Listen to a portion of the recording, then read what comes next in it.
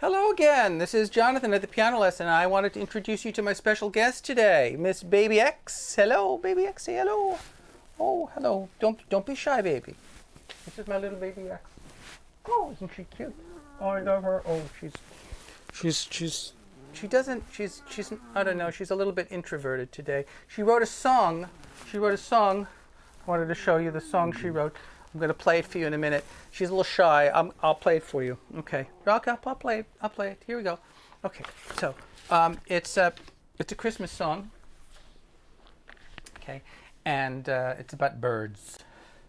Okay. Here we go. So the song is. No wait. Sorry. Just a minute. Okay. Sorry. That's it. And then she does this, and then she goes, and then she does, and then she just jumps off. Ta-da! That's the song. Isn't that good? Wanted to, seriously though, note clusters. Those are called clusters, by the way. If you're just gonna grab a bunch of notes on the piano, they're called clusters, like chocolate nut clusters.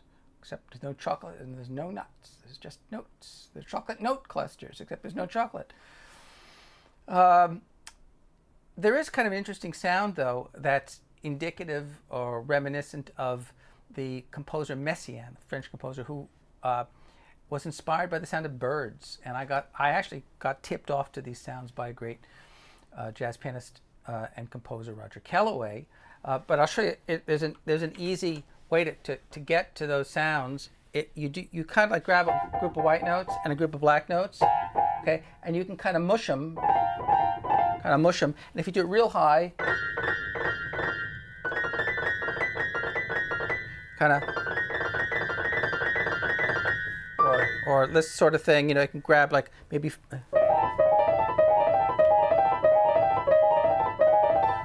So that's kind of like Alfred Hitchcocky, isn't it? It's a little spooky.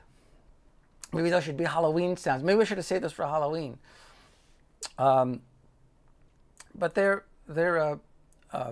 fun to kind of do. And I had another thing I wanted to share with you. I was looking around my office. Let me just get here. All right, here we go. I found some use for these, and these windscreens. These are microphone windscreens, but I'm using them for the holidays as earmuffs, and they're very good at blocking wind noise. Who would have thought? And actually, if you have earbuds or headphones and you put these over, people will think that you're crazy and they will walk the other way. Wait. One more. Let's see if I can just do this right here. If you do this, just let me see here. What happened? Oh yeah, you can do that. Yeah, right. And then if you do this, then your people will like really, I don't know what they'll think. Okay. Everything seems upside down. I don't know why. Let me just change that. All right. There we go. You can also use them as like little puppets. They can talk to one another like little Pac-Man, and they can go all around. Am I losing my mind? No, it's just the MSG talking from the Chinese food at lunch. Anywho, going back to what we were originally talking about, this kitty paw thing. Thinking less in terms of individual notes or chords, right? But thinking in terms of clusters of notes. And my favorite cluster of notes it's tetrachords. That's right, groups of 4 notes. And you can practice them that way. Best way to practice a scale, I think, and is to take the first 4 notes of a scale, right? Play that group, right, with one hand, and play the upper group with the other hand. And then it sounds like this. Then you take your left hand, you place it on your right, and you get rid of your right hand. Goodbye. And you play those notes and play the next 4 notes of the scale. So you have C, D, E, F, G, A, B, C, G, A, B, C, D, E, F sharp, G, D, E, F sharp, G, A, B, C sharp, D. And you keep going up the keyboard until maybe you get up to this group of notes. That tetrachord is my favorite tetrachord. And we're running out of keyboard, so we can jump down here and continue. F sharp, C sharp, or D flat, A flat, E flat, B flat, F, and we're at C. And you can go down the opposite direction. B flat, E flat, A flat, D flat, G flat or F sharp. And then we'll move up here. B, E, A, D, G. And we're back to C. Okay? So, you see what we did? And to be able to just take your hand, throw it on the keyboard, and grab a tetrachord, a G, an E flat, a B flat, oh, a B, you know, or going down, right? Those are what intervals? They're perfect fourths, So you can use different combinations of fingering, but, you know, we'll just illustrate C, D, E, F, G, A, B, C, one tetrachord, next tetrachord, D, E, F sharp, G, all right? So the G tetrachord, G, A, B, C, those are the first 4 notes in the G scale, okay? Those are the first 4 notes in the G scale, and they are the last 4 notes in the C scale. You see how they work together? So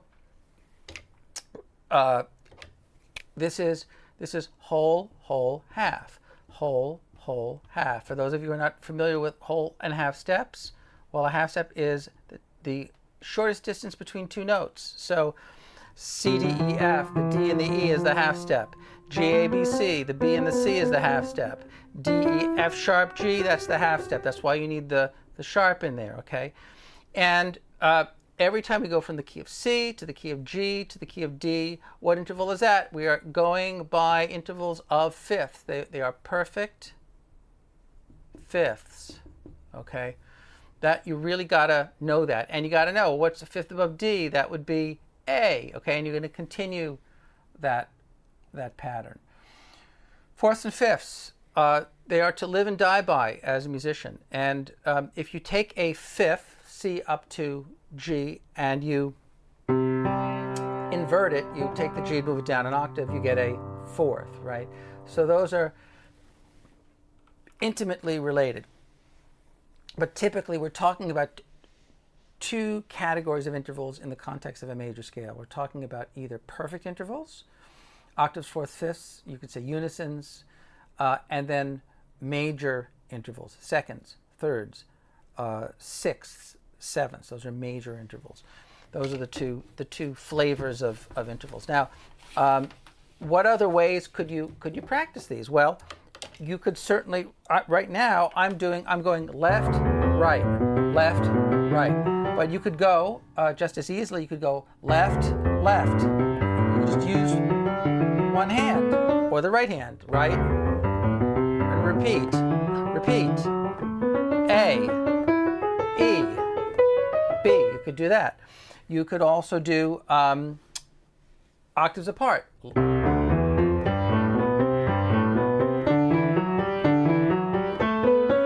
right, and going down.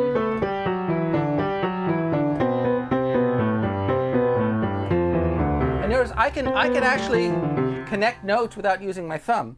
So here's the reason why I so encourage people to learn scales this way, and you have to just throw a, well, no, I don't say, don't throw away your scale books, okay?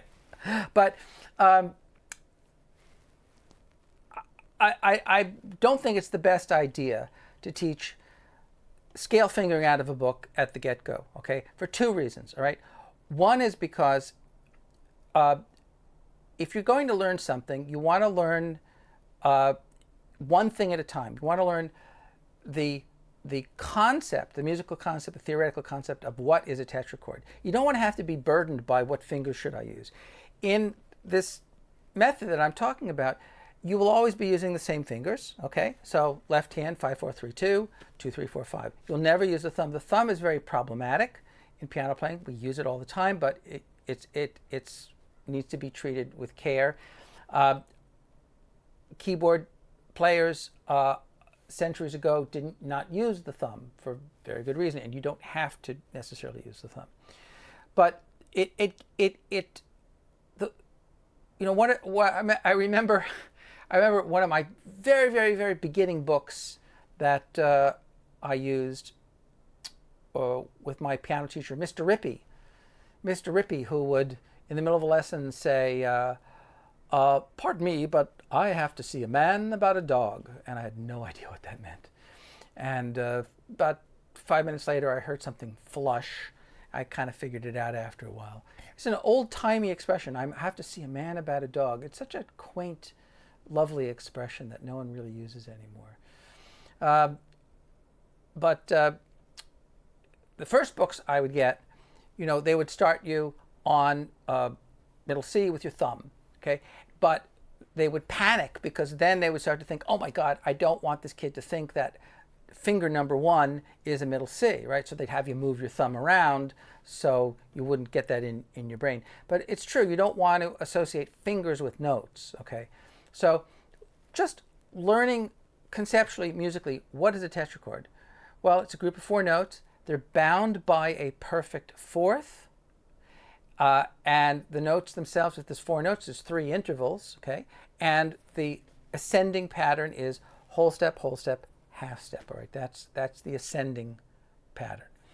And both tetrachords are separated by a whole step. That's true. And those tetrachords do not share notes, okay?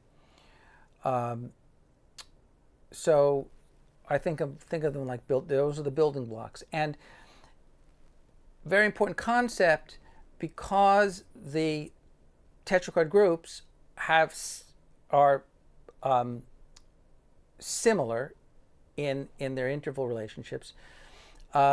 You can do this kind of practicing where you go left, right, left, right, left, right. They could be used for other scales. So what other scales could you use it for? You could use it for Dorian mode.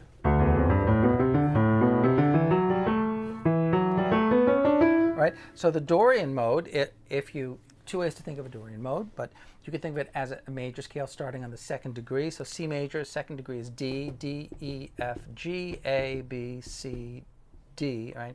There's your 2 tetrachords, okay? That's your Dorian. Right, and those tetrachords are designed to do certain things. Basically, those are minor tetrachords. There's 4 kinds of tetrachords that we deal with primarily. There's major, minor, Phrygian, and harmonic. So this to A, B, C, D, E, F sharp, G, A. See, here, if I go from G to G, all right, that's a G major scale. If I go from G to G, that's a G major scale. If I start on the 1, 2, the 2nd degree of the major scale, then I get my Dorian mode. Right? Another scale that uses similar tetrachords is the Phrygian mode. So Phrygian. So again, 3rd note of C major scale is C, D, E, F, G, A, B, C, D, E. There's your 2nd tetrachord, okay? And where's the half step? Half step's here, half, whole, whole, half, whole, whole, all right? The Dorian, right? That was the D, E, F, G, right? That was the whole, half, whole. So there, the half step is in the middle. Here, the half step is at the beginning. And in the major scale, it's at the end. All right, it's a whole step, half step, C, D, E, F. The major, which is also called Ionian. Ionian, right? The major, C, D, E, F, right? That tetrachord. Your half step is right there. That's where your half step is. Okay. So again, doing like you could do octaves or down. You can do left, right, left, right. So you can do a whole scale that way. It would be creative, try to change it up. The other scales that we mostly use dissimilar tetrachords, and again, probably the most common scale that you probably should know, your minor scale, right? Your relative minor scale. That's going to use, I'll go, the relative minor of C is A, so C, D, E, F. There's your tetrachord. That's your minor. What did I write? What did I say? I just say, that was strange. That was very strange. A, B, C, D. I'm thinking of two things at once. A, B, C, D. Right. So your half step is right there. Okay. And then E, F sharp. E, F, G sharp, A. E, F, G sharp, A. Right. That's the harmonic tetrachord. And that's an interesting tetrachord because you have a half step here and here. There's two half steps. Okay? People don't realize that. But yeah, so here's your half step, right? And then here, and over here you have something interesting. You have an augmented second. Why is it augmented? All right. Well, I'm not telling. No, I'll tell. So F, here's F, okay. What's the second note in a F major scale? Well, it's G. That's a whole step, okay. That's a major second. And if I go up one more half step, that's augmented. If you take, see, remember at the beginning I was talking about different interval types, the two main interval types. You had major and perfect. The perfect ones are the octave, the fourth, and the fifth, right? Those were the perfect intervals. Okay, and then the major intervals, that was the second, the third, the sixth, and the seventh. Okay. If you take any major interval, like C up to D, or C up to E, or C up to A, or C up to B, right, and you raise it a half step, well, then you get augmented. If you lower it a half step, you get minor. And that's just the way it works. Okay? That's not true of perfect intervals. It really seems like a picayune little thing, but boy, it can make all the difference in the world between understanding music and not understanding music. If you take any perfect interval, okay, and you lower it a half step, it's not minor, okay? It's diminished. Yeah, it's a big deal. And so if you have a perfect fifth and you lower that a half step, that's a diminished fifth. All right. Important to know. If you take a minor interval and you lower that a half step, that also becomes diminished. So those are pretty important things to know. And if you're looking for a music theory book, by the way, the nicest music theory book I've ever found, which is a little workbook, is called Practical Theory. Who is it by? Gosh whiz. It's on the tip of my tongue. It's been so long since I've mentioned it, or well, the name doesn't come to me right at the moment, but it's a kind of a gray book. It's sort of a workbook, half workbook, and the first half is just the lesson. The other half is the exercise. And it either comes as 3 separate volumes or 1 complete volume. I recommend the complete volume. But Practical Theory, Sandy Feldstein, that's her name, Sandy Feldstein. Great book. Best book you'll ever get. And it's a great reference book too after you use it. You can just keep it around, right? But going back to learning the scales, learning fingering, okay, that's another level of complexity that we pianists have to deal with, and it's a separate issue. And while there are fingerings that we tend to gravitate towards that are commonly used and standardized to some extent, at some point you have to kind of break away from that idea, because really almost any fingering's possible, I suppose. There's only 2 reasons why you choose one of 2 fingerings. One is a practical reason, where it's easier to facilitate, let's say. The other one is a musical reason. So maybe the fingering that you're using might not seem like the most convenient in the world, but it sure sounds good. So that's another reason why you might choose one set of fingerings over another. And using the thumb adds another level of complexity to that, because the thumb is really not a finger, is it? It moves in the opposite direction. It's opposable, okay?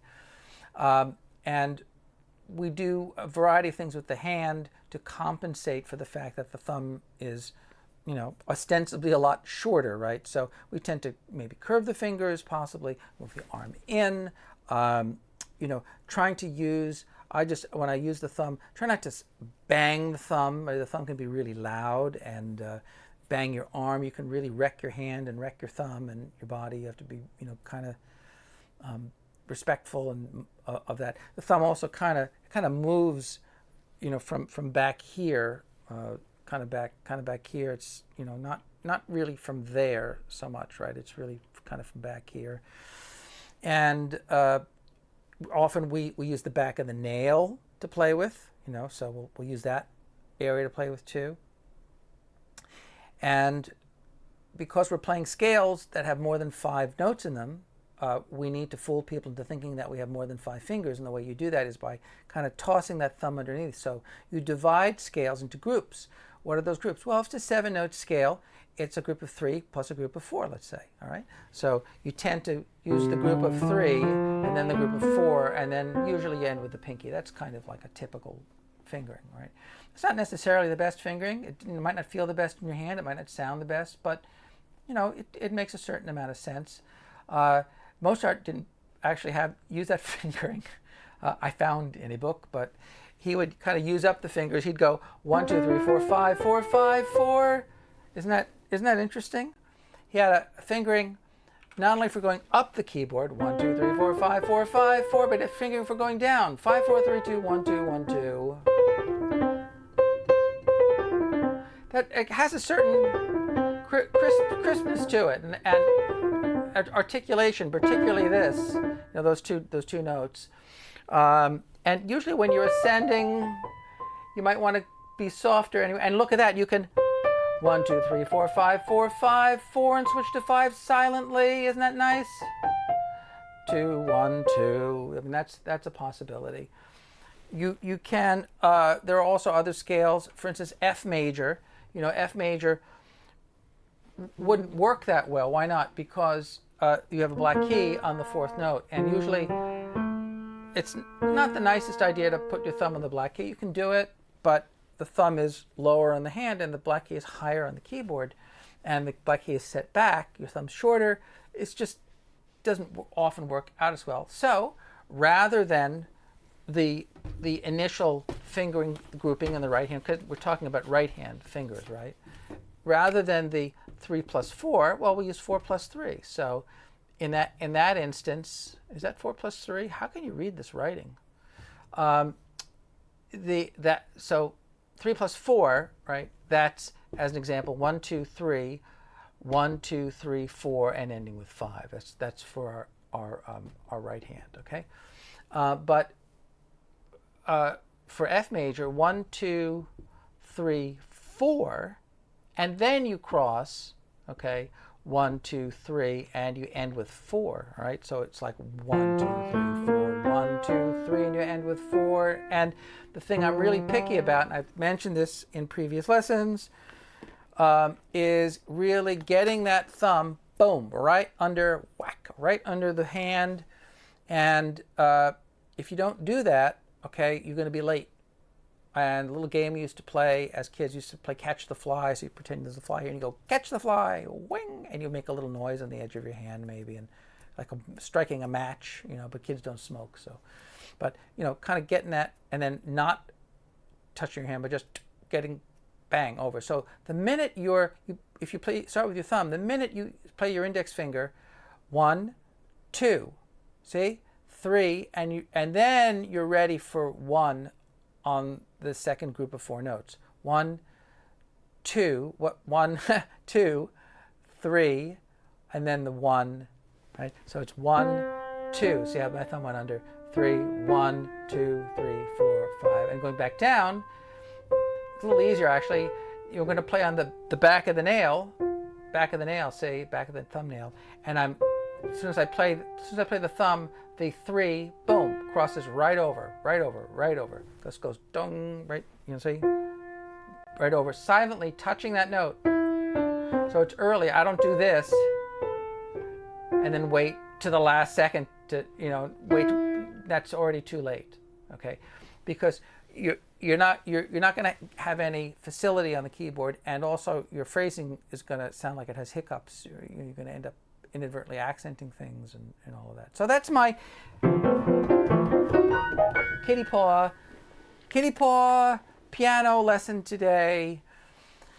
Well, we're winding down here again, and it was a pleasure as always. I just mentioned something quickly I read in the paper today. There was an article about a Jewish man living in Holland during the Nazi occupation, and he lived in an attic with 2 other people. And he published a magazine. It's in the New York Times today. You can go see it. He published a magazine while he was living in this attic. Okay, and it's a beautiful magazine. And he only made 1 copy of it, but it was read by 30 people.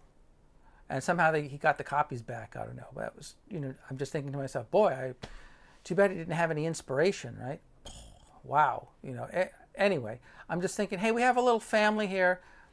We don't have like a lot of traffic, but, same 30 people. I'm not saying that, I'm not putting myself in that category at all, okay?